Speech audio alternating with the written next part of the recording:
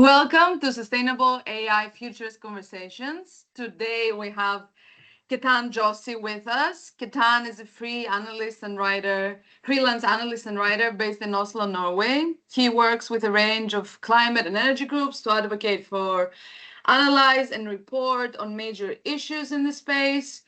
Ketan is focused on Europe, the US, and Australia, and currently writing a lot about fossil fuel extraction, data center growth, and greenwashing climate delay. Welcome, Ketan. So nice to have you today. Thank you very much. Really nice to be here. So, how are you doing? I'm good. I'm good. It's been a busy few weeks, but good busy. I suspect it'll only get busier, but hopefully I'm managing my time well, so I'm doing all right. That's good to hear. I've heard that you've been working on something very exciting in the last couple of months. Yes, I have. I have. Thank you. Thank you for bringing it up. So I have been working on a major new report, which we released a couple of weeks ago through with support from a coalition of partners, the Green Screen Coalition, Green Web Foundation, also organizations like Stand.earth and Beyond Fossil Fuels, Friends of the Earth, like sort of climate and corporate accountability advocates. There's a few others as well. You can see them on the website. But basically, what we wanted to do was do what we think is the first semi-formal analysis of the types of narratives and the types of presentations or examples being used to defend the growth of data centers and AI on the grounds that they're a climate solution. And so I had this idea, I would say sort of more than a few years ago, actually. Mm. I was cruising through sustainability reports as I was doing in my previous role. And one thing that I was seeing more and more was corporations like Google citing not just examples of artificial intelligence technologies being used in climate solutions. We see this a lot in like sustainability reports. They'll kind of have like some pictures of some wind turbines. They'll have some pictures of some CCS, and then they'll have some pictures of, a piece of software doing some sort of climate thing. And so that wasn't really particularly new. But then I noticed in 2023, some of Google's executives started repeatedly referencing this number, this statistics, and what they were saying is that they said I'm going to sort of paraphrase slightly here, but this is a relatively accurate quote.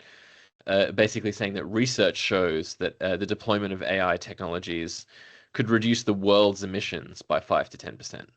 And so, I put those numbers into what I know of global climate targets and the Paris Agreement, and that's half, right? So that reduction they said would occur by the year 2030. And so the world's goals were, of course, to reduce emissions by about double that, to be online with the goals of the most ambitious goals of the Paris Climate Agreement. And so they were basically saying this one type of software could be responsible for half of the world's climate action over the next sort of 3/4 of a decade. And I was like, wow, that is a bold claim. Mm. So I wonder what they're basing it on. And I followed, all the links and the references and all the, blog posts. And basically, if you kind of burrow down the nest of references, it goes to this post from the consulting firm Boston Consulting Group, BCG. And they published that a few years ago. And it was basically they write that they had a conversation with one of their clients. And the conversation went something like, what type of emissions reductions benefits do you see from AI? And the client said, oh, well, we reckon about 5 to 10%. And then they just extrapolated that to the entire human species, the climate goals of our entire, everything, all climate action through to 2030. And Google have been using this statistic up until April 2025 is the most recent reference we could find. This was in a set of recommendations to EU policymakers. And so that was kind of the primary thing that made us think, okay, this is a real problem. And then what we had also seen last year is similar claims, basically that the world's greenhouse gas emissions could plummet at a gigaton level. So currently the world's emissions are around sort of like 40 to 50 gigatons, depending on how you measure it. and they're talking about changes that are the same as eliminating entire countries, right? So, drops of 10, 20, 30% in global greenhouse gas emissions, very specifically attributable to artificial intelligence. These claims started coming from Microsoft. They started coming from other academics who've been sort of working on climate. And so we were pretty stunned by that. Well, the other thing we also noticed, and the International Energy Agency published a report last year that said the same thing. And then the other thing that we noticed is that often these claims would come packaged with a very long, detailed list of case studies. So they would Mm. basically say, like, to sort of, they would be like, yeah, okay, this sounds a bit ambitious, but let us present to you a whole bunch of examples of applications where AI has been helping climate change or could potentially help climate change very significantly. And so the IEA, of course, in their report had the biggest list. The whole thing is like 300 pages long. Yeah. And when they released that report, they had a thing on their website saying, please use our chatbot to ask questions of this report. And in protest and anger and frustration, I said, no, I'm not going to use your chatbot to read this report. I'm going to actually read the report. Mm. And so I was kind of inspired by being annoyed by them asking, please use our chatbot. And I was like, no, actually, you know what? I'm going to read it. And I'm so, so glad that I did, because in reading that report was what led me to pitch the sort of structure of the study, which was basically to collate up every one of those examples that they say is assisting in global greenhouse gas emissions reductions, and then just interrogate it. So look at the type of evidence that they cite. Are they citing a piece of scientific research? Are they citing a corporate website? And then also to ask what type of AI they're referencing. So something that we'd sort of seen in bits of research here and there. So one paper from Schneider Electric, for instance, quantifies the volume of energy consumption that you use for something known as traditional AI. And so this is basically stuff that we've been using in our like day-to-day lives for quite a long time, right? So I don't know, Google Photos started recognizing faces in my sort of photo collection many years ago. I think quite some time ago, actually. This is traditional AI, so it's not generating anything new. This is something that's basically using complex computation to recognize patterns and then come up with an estimate of what some piece of information is. And there's also generative AI, which is more recent, and it's certainly the studies that we found show that this type of AI, where it's basically using a very large data set, first of all, a very energy intensive training process to learn the patterns and traits of that data set. A lot of large language models are trained on the entire internet, and a corpus of images that's just unfathomable, and videos too. So of course that's going to consume a lot of energy.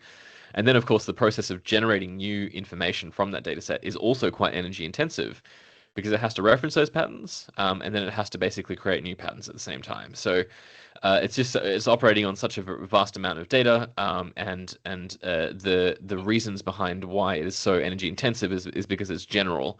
It's not designed for a narrow application. And so you basically require a very large amount of resources to maintain a system that can respond to a general query. Or would create a sort of general image based on a set of text input. And so I'm paraphrasing some of the research that we found there, because I should just say quickly that my background is in energy and climate advocacy. So I had to really rely on the work of many different researchers who work very specifically on these types of computation. Mhm. So apologies to anyone who actually knows about that, and I've just horribly paraphrased. But I think the crux of it is pretty solid, which is essentially that these two different types of systems that both get labeled with AI have very different Mhm. resource and material footprints. And so that we kind of started off with that, and we were like, okay, well, I wonder what type of systems that these different claims are referring to. And to the results are relatively simple. First of all, we found that the evidence put forth to justify the claims that any type of AI will help climate change tends to be quite weak. So you saw a lot of references to corporate websites. So basically, it would just be like a product page on a website, or a spec sheet, for a piece of software that helps grid management, and it would kind of just have the word AI in there. And it was very surprising. I kind of thought that the references would be stronger, but three-quarters of them tended to be either there was no evidence at all, or they would reference a corporate website. The IEA's report, of course, referenced the most academic papers, Mm. but we actually, and I didn't really detail this in the study itself, because we wanted to keep it small and light. But I read quite a few of those scientific papers, and I have to say, I was quite surprised at some of them. We sort of classified them as stronger evidence because they're published in peer-reviewed journals in our paper. But reading them, many of them actually perform really significant extrapolation from very small examples. So one example is Google using a machine learning algorithm to optimize routing of cars and reduce fuel consumption that way. And they basically extrapolate that to the transport sector for a country or for the world. And that's published in an academic paper. So we thought let's just leave that, let's just let that conservatively be considered to be a good reference. But I have to say, I was quite surprised at some of the extrapolation going on. And I think that even though some of those academic papers are overstating the likelihood or the potential of some of these pieces of software for causing major global emissions reductions. And I think that's a good area for future work because, I think that there should be more critical or counter narratives in the sort of published areas because, this is a technological area that has clearly an air of hype or exaggeration or overstatement around it, and that exists in the academic space as much as it exists in the corporate space. And so I just found that alarming, and I think that this is something that I hope gets looked at a bit more in the future, because it doesn't matter about the type of AI, right? Like it's just as soon as you have that phrase or that acronym applied to a piece of software, something changes, and that context, that political context, is seems to be becoming more significant, I would say. And so that was the evidence finding, and then of course we also found that the majority of these claims relate to traditional AI, so basically narrow, smaller, leaner systems that kind of really seem to be focused very much on efficiency, reducing like human labor for some things. Like I saw a lot of examples around the power grid, and particularly around transport. Like these seem to be the two sectors that really have the most applications, and it's of course because they're like there's a lot of computational stuff going on around managing the power grid, and then when it comes to planning cities and planning roads and transport and things like that, there's also a lot of computation. So these really are being these sort of computational tools are being presented as AI will help the climate. But I strongly suspect that the more you dig in deeper into these examples, you really just find out it's just math and modeling and nothing particularly new or different to what's been happening before. It's just been given a little notch of efficiency, and I think that's being generous, right? I think that you can also find examples like in material science where there is actually quite a lot of hype. The promises are not ending up as expected. Meta, for instance, funded a very large use of what they refer to as generative AI, but it's not kind of like a consumer chatbot. It's creating new materials from a database of materials in the hope that you can kind of accelerate the process of discovery. And the idea is that one of these materials will be used for carbon dioxide removal, so like removing carbon from the atmosphere. And there was an article in the Financial Times a few months ago, and they basically checked up on it. They were like, "How's this all going?" And a lot of the scientists are just like, "Well, it's not great because the problem was never really that we had like a machine that can just sort of spew out a very large number of randomly structured chemical structures from materials. The problem was always much deeper and like, there's not enough funding for sciences. There's not enough people working on it. They need more resources, like these kind of structural issues. And, they're sort of sitting there with a huge amount of money for a software tool that's not doing a huge amount of benefit when really that money could actually be going into funding better conditions for researchers, having better labs and doing more meaningful work.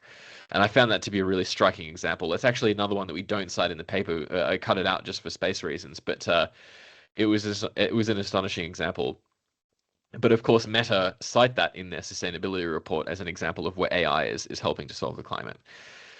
The other important finding worth mentioning, and this was not strictly in the sort of purview of what we were looking at in our method, but we mention it in our results, which was basically that we could not find any example of a consumer generative system being used for emissions reductions. So this is like tools like ChatGPT, Claude, Gemini, etc. We really looked hard to find examples, even if it was just blogs and examples from the Google website or whatever of a chatbot or a generative system, a consumer generative system being used to, I don't know, enable the construction of a wind farm that wouldn't have otherwise existed by putting planning documents into ChatGPT so that you can understand those planning documents better or something like that. What we wanted to do was find a substantiated example of that, and we just came up dry. And we looked hard. We really wanted to have we wanted to sort of show that we wanted to take the most generous possible understanding of their claim.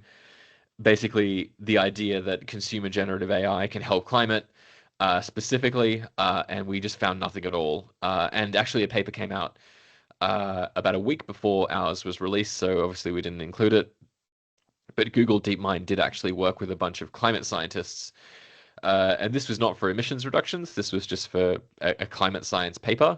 So Google DeepMind funded this project, and it featured a bunch of Google researchers along with some very well-respected climate scientists who I know personally. And what they did was they used Gemini to help synthesize a bunch of scientific papers, but they also found that it was very good for finding and notating papers, but very, very bad at understanding the content of them, and reproducing that any sort of like understanding or synthesis based on what's in those papers. So it was a good search tool, and a terrible sort of synthesis tool, which is their project was synthesizing a bunch of climate science on the Atlantic Meridional Ocean collapse. So that was an interesting example, but I don't think it really fit into our. We were hunting for examples of real world emissions reductions that were occurring thanks to these technologies. And so, of course, we kind of get those results and we put it all in the context of greenwashing for high polluting industries, which I have been working on for quite some time. And of course, a bunch of examples sprung to mind. I mentioned them briefly in the conclusion of the paper, but there is some context or some precedent for some elements of this. And so in promoting the report, I talk a bit about carbon capture and storage, which even in IPCC models has been overstated and overestimated as a potential climate solution. And I track the actual volumes of carbon stored or removed against all those old forecasts. And I create some very shameful looking charts of the actual emissions avoided or reduced or removed thanks to carbon removal compared to those old projections. And I see very much the same narrative going on here, which is essentially that you have these models being produced showing that AI will reduce global emissions by some massive number. And of course, it's just not going to happen. And I think that we need to skip that whole process and say, no, we should express doubt and skepticism of these projections, because they're really serving a purpose of introducing barriers to regulate technology companies, because there's this promise that if you regulate us too hard, you won't get all of these amazing gigaton scale climate benefits. But of course, they're referring to completely different technologies. They could choose to only be doing the good stuff and not do the bad stuff. And then also they're overstating their evidence. They're overstating the likelihood that even the good stuff is going to be causing these global scale emissions reductions. And then the other thing that I compare it to, I actually don't remember now if I cut this out of the paper or not. I might have cut it out, but I'm very proud of this comparison, which is essentially the single-use plastics industry. And this is not so much in the context of greenwashing as it is in the context of the fossil fuel industry fabricating demand for their product. The fossil fuel industry has known for a very long time that their product is dangerous, that it causes very severe impacts to the people who buy and use it, just as the tobacco industry did.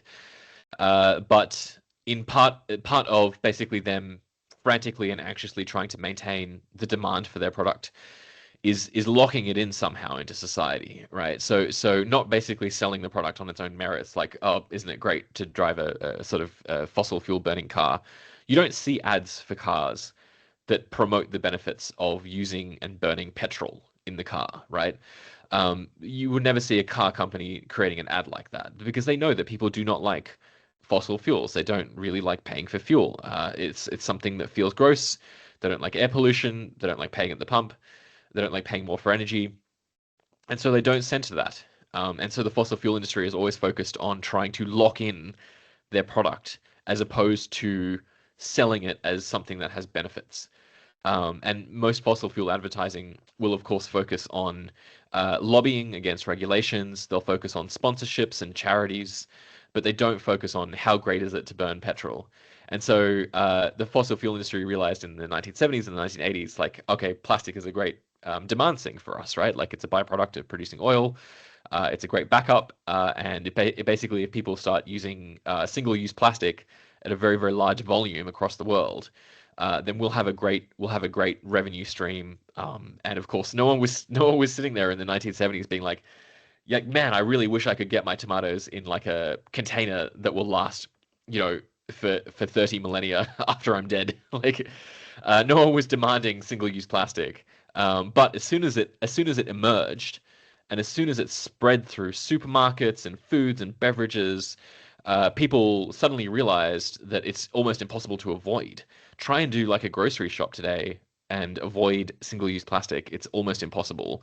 And so what they're trying to do essentially is create the same dynamic with fossil gas, and partly coal as well, around the use of generative systems embedded into every single digital space that we exist within now.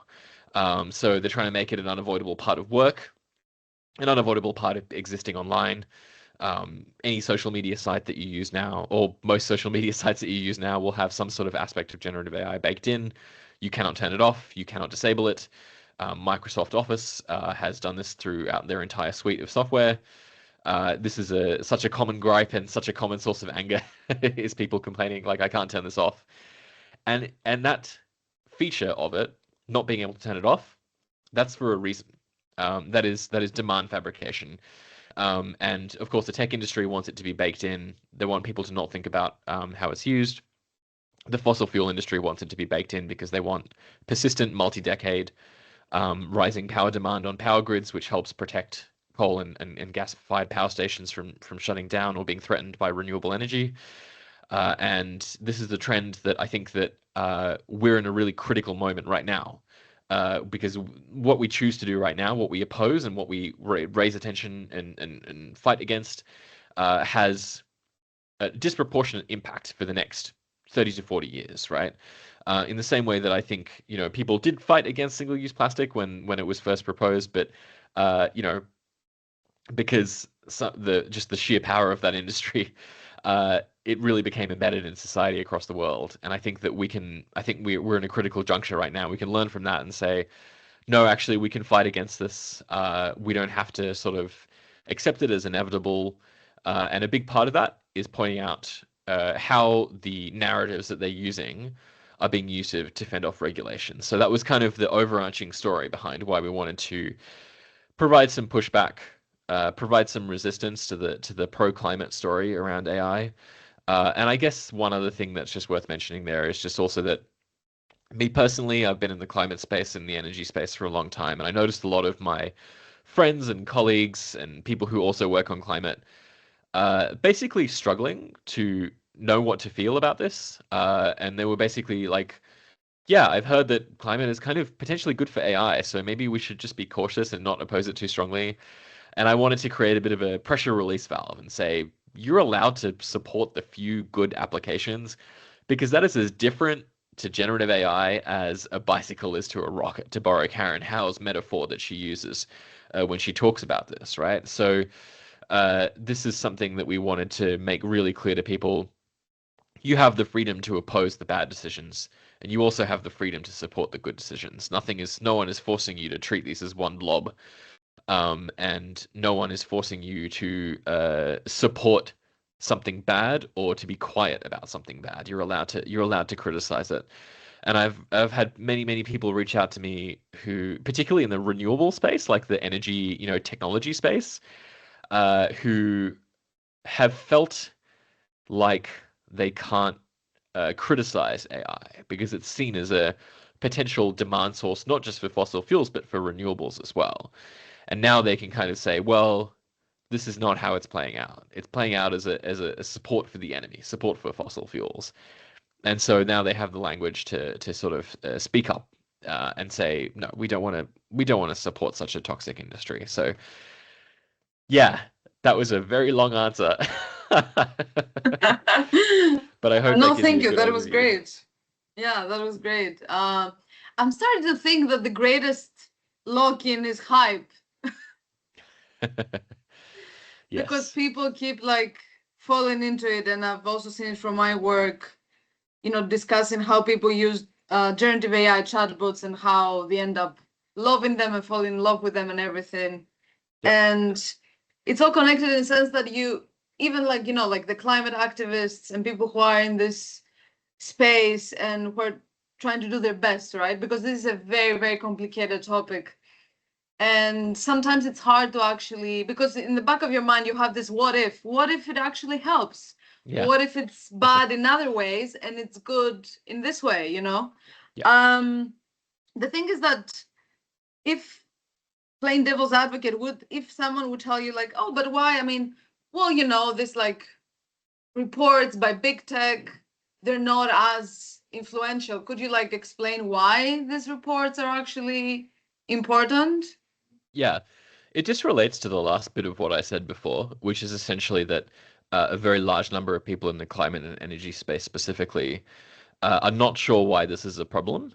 And these are the people who really set the agenda for not regulation itself, but who gets pressured to regulate and who thinks about what regulations should be put in place around the growth of a sort of a heavy industry like data centers. And so by reframing all of this back to this is a factory. This is a heavy industry like we've seen before, and we need to think about what flows through it and what the purpose of this industry is, in the same way that we did for Bitcoin mining. Obviously, Bitcoin mining was not a major issue for the climate movement, but there was still plenty of focus on it and plenty of opposition to it. People were critical of it because they didn't feel that the outputs of those systems was worth the energy cost. Many coal plants and gas plants were being reactivated to power Bitcoin. And I think that to some extent, we kind of lost that because people kind of just forgot about Bitcoin. And the latest estimates that I've seen has been the energy consumption has only continued to rise.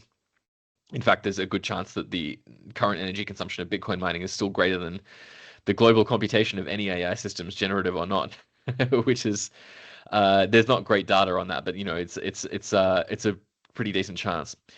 And so I think that basically when you have this narrative of goodness or AI for good, then it really creates a different scenario, right? You can't have coalitions forming. You can't have doubt and skepticism from the people who are most equipped to do so, people who understand the mathematics of energy and climate and power grids. And then what happens is that you sort of have this sense of dismissiveness, and I've seen it through some people who work in the climate and energy space. Well, they'll kind of look at data center power consumption and they'll go, well, yeah, okay, this is like 2% of global emissions, so why would I care? And I think that that form of logic makes no sense at all. I think that if something is a small fraction of emissions, all emissions are made up of small fractions of emissions. So anything lower than 2% is actually a very large chunk of all the entire climate problem. Aviation, falls into that category. I don't know, I can't think of any other examples, but there's countries, right, that are themselves lower than 2% of global emissions. This was actually a conservative talking point for a long time, right? Like I come from Australia, and the government used to say all the time, Australia is only 2% of global emissions. Why would we care? And so I don't, I worry so much about applying that same logic to data centers, right? Which are not the entire climate problem. They're, smaller than many other climate problems. But the reason that I've spent so much time working on them is that I felt the worst disconnect between the risk and the way it was being talked about. And so to answer that question more simply, it was seeing so many people whose task is to be raising the alarm about climate threats, feeling a little bit unthreatened by this that made me want to focus on it, and made me want to get people to care about the claims that were being made. I see. Yeah. It's just such a complicated topic, and I feel like also the general public, there is a lot of information out there, but sometimes it's hard to actually discern and actually understand, especially when there's like numbers involved and like when, for example, us we throw around words as like use case studies, extrapolation, and all of that, and then sometimes it's hard to. Could you like explain what is extrapolation, perhaps? Yeah. Sure. So, what we saw in our work was basically what would happen is somebody would take an example or a case study that has semi-good data or like something somewhat demonstrable. So, maybe a nice example I mentioned earlier: Google doing the sort of routing using machine learning systems. They try to figure out the most optimal route of a car driving through a city to reduce fuel consumption. And so you can take that example and you can say, okay, emissions fell 30% thanks to this machine learning system. And then you kind of just slap it on everything. You slap it on the entire transport system of a country or the world.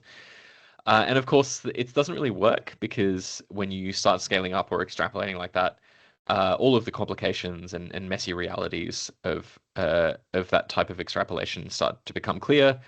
And I think that that's why global emissions, even though AI technologies have proliferated over the past few years, I don't think we're going to see global emissions dropping by gigatons, because of course we know what it actually takes for global emissions to change like that.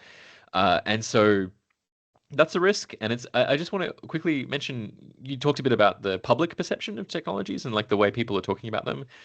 I spend a lot of time on social media, and I try to also spend a lot of time at physical events in the real world, right? Like particularly here in Oslo, and I talk to people and the way that they're using. I talk to them about the way that they're using these sorts of systems, and there's a very interesting sense of shame that people have, right? They'll sort of be like, "Oh, look, I used ChatGPT to write like a draft of these meeting notes or whatever," and they feel very sort of guilty and gross about it. And I find that to be really interesting, right? And it's because what they're probably seeing is like a constant stream of social media content from people like me talking about essentially the sort of climate or environmental or ecological impacts of the entire system as a whole. And so I feel a bit weird about this because I think that shame or guilt is not a particularly great way of doing any of this stuff. And the biggest reason, it's not a moral reason. I think the biggest reason is just that if you shame somebody into feeling shitty about using a chatbot, then they'll just do it privately. They'll just do it quietly. And so I think the greater and more beneficial way to do it is to talk about all of these things in the context of the companies. And you'll notice that our report very much focuses on big tech, on regulations, and the reporting of emissions and energy data. I really don't want to make people feel ashamed, and that's a pathway for reducing the energy consumption of generative AI systems. I think it's ineffective and weird and gross. I don't use it myself. I didn't use it in the creation of the report. But my personal reason for that is because I'm a writer. I've been writing and creating content on the internet and books, and I've been, basically my entire life's labor is part of the data set that runs these systems. And I feel like they're stolen from me. And that's why I don't use them, because it's, if somebody stole my laptop from my desk and then was offering me to use it, I would be like, no, you stole my laptop. I'm not going to use it. I'm not going to use it because you stole from me. And so, yeah, I really think this is important because personal shame has never been a particularly great way of being the primary way of Mm-hmm. changing public consumption. And part of the reason for that is also that there tends to be a very inequitable skew when it comes to consumption broadly, of energy, of products, material goods, material waste. Rich people tend to be much more responsible than people on lower incomes, right? So if you want to shame anyone, we start with the rich people and then you work your way down. Like, and so yeah, I think that's another really important consideration. So there's a lot of stuff on social media about kind of yelling at people and don't use chatbots because they consume X amount of water or energy. All of these things are true. All of those things are very true, and I just think that the companies are getting away with a lot, and I think Mhm. they're the first place to start, and that's why I focus my career on corporate accountability and why I focus this work on the statements of companies. Yeah, that's a good point. I mean, I've also heard that there's been even like a gender divide about this, or like a relationship divide. Oh, you use AI, you shouldn't be using it, and all of that. That's interesting. And it's also been, I mean, I remember the same argument. It's about Facebook, like, oh, it's your fault that you use it, and it's your Yeah. responsibility, which is like a classic big tech narrative that started many years ago with advent of social media. Now we're here in a very different landscape, but still, like, it's also interesting how you've kind of like made historical connections between all these different narratives that they keep like transforming. But kind of like the end result is really bad, especially for the environment. So yeah, I think petition to write a poster, AI or generative AI is gross and weird. Yeah. Ketan, thank you so much. We covered so much ground today, I think. It was great having you. The report is really, really important. Congratulations. Thank you. I'm gonna put it on the show notes, of course, and any other information from your work, your website, so people can click on them and see what you've been up to and keep up with other work that you will do in the future. I know that I look very forward to that. So yeah, thank you so much. Awesome. You're very welcome. Thank you so much for having me. It's been a really good chat. Thank you. Thank you. No worries.